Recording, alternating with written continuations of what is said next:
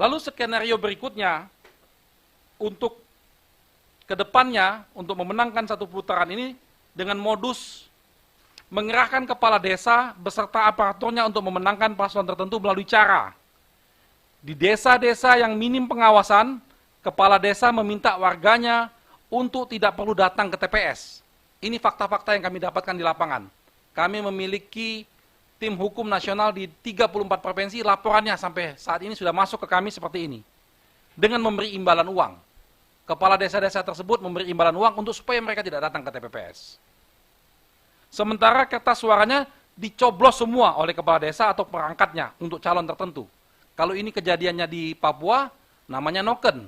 Ada aturannya, tapi ini bukan di Papua. Lalu di kawasan yang pengawasannya relatif baik, kecurangan dilakukan dengan melakukan money politik yang dilakukan aparat desa sebelum pencoblosan. Pembagian uang secara masif dilakukan oleh kepala-kepala desa ini. Lalu potensi kecurangan juga berpotensi dilakukan oleh KPPS dengan berbagai modus. Misalnya, memobilisasi massa yang tidak punya hak pilih untuk memilih, penggembelungan atau pengurangan suara, dan sebagainya. Lalu, ini juga sudah modus yang sudah setiap pemilu dilakukan, ini akan dilakukan lagi, yaitu melakukan pertukaran kotak yang berisi hasil pemungutan suara dengan kotak hasil suara manipulasi untuk memenangkan calon tertentu. Jadi kotak-kotak itu akan dibuat kotak yang sama, di perjalanan akan diganti.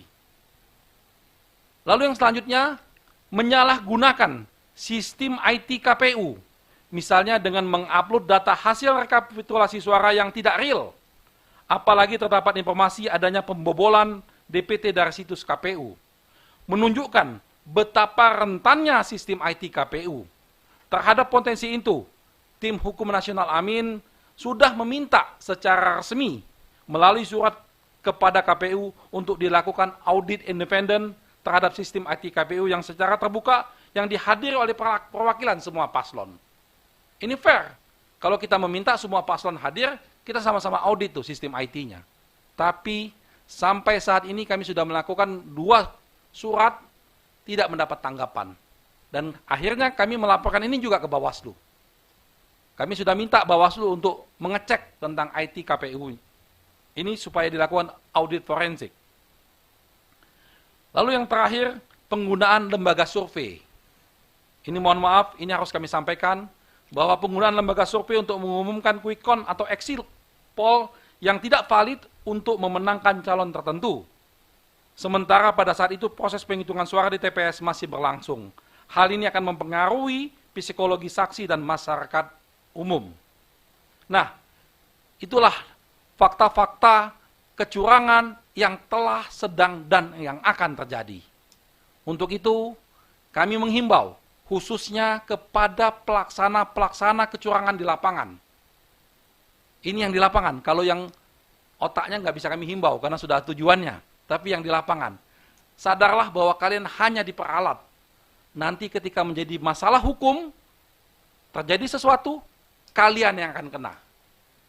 Baik itu kepala desa, maupun KPPS yang ada di lapangan, masih ada kesempatan kalian untuk tidak melakukan kecurangan.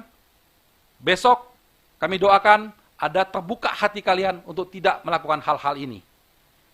Demikianlah, demi untuk menjaga integritas pemilu, dari ancaman kejahatan yang bersifat terstruktur, sistematis dan masif, dan demi menyelamatkan Republik yang sama-sama kita cintai. Itu saja dari saya, terima kasih. Kembalikan kepada Pak Dirman.